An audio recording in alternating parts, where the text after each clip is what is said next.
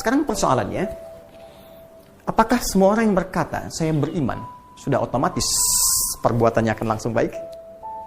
Belum tentu.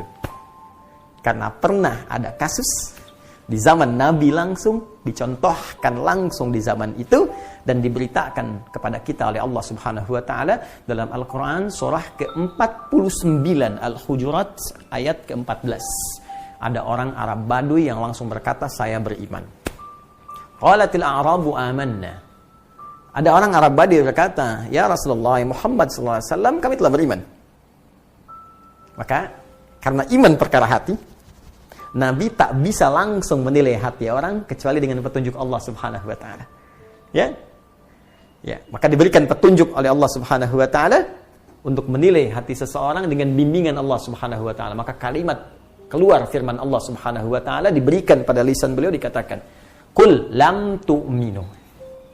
Katakan Muhammad sallallahu alaihi wasallam, kalian belum serius imannya. Tuh, belum sampai ke jiwa. Belum serius. Ya.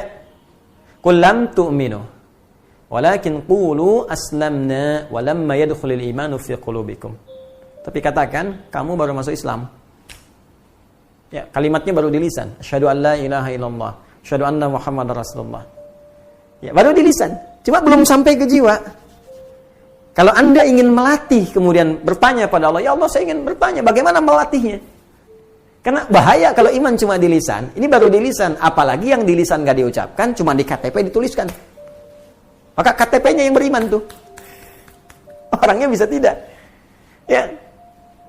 Ini Anda bayangkan, diucapkan saja, nggak nyampe ke hati, bermasalah. Apalagi cuma dituliskan di KTP, di identitas, diucapkan nggak pernah. Itu yang paling bahaya. Jadi kalau iman itu betul-betul telah tersambung di hati kita. Misal kita ucapkan, asyhadu an la ilaha illallah, itu kalimat iman. Wa asyhadu anna Muhammadar Rasulullah, diucapkan di lisan. Dan masuk ke dalam hati. Ya, masuk ke dalam jiwa. Karena iman tadi pekerjaan hati. Maka iman yang ada di hati ini akan memberikan pancaran-pancaran, akan memberikan sinyal-sinyal kepada seluruh anggota tubuh kita untuk berperilaku, untuk berbuat. Dalam bahasa Arab, berbuat, berperilaku disebut amal namanya. Amal.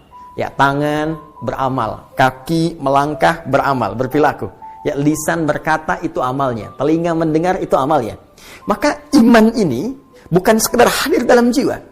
Maka dia akan diekspresikan, dibuktikan iman ini dengan memberikan sinyal pada seluruh anggota tubuh kita untuk berekspresi, berperilaku sesuai dengan bimbingan iman yang ada dalam jiwa ini. Karena itulah banyak ulama mengartikan ketika seorang sudah beriman, iqrarum bil lisan, ya, dia mengucapkan komitmen, ya, mengucapkan, menetapkan dengan lisannya, wa tasdiqum bil qalbi, dia benarkan, yakinkan dengan jiwanya, wal amalu bil jawarih. Setelah itu, iman yang terpatri di jiwanya akan membimbing seluruh anggota tubuhnya untuk berekspresi. Nah, karena dibimbing oleh iman, maaf sekali, karena iman ini tadi melahirkan sumber ketenangan dari kata aman, sumbernya dari Allah Subhanahu wa Ta'ala. Karena Allah itu baik, ya, dan karena sifat ketenangan, keamanan yang bersumber dari Allah baik, maka semua ekspresi yang dibimbing oleh iman itu pasti baik. Dalam bahasa Arab, setiap kebaikan yang dibimbing oleh nilai-nilai yang baik, maka disebut dengan soleh namanya.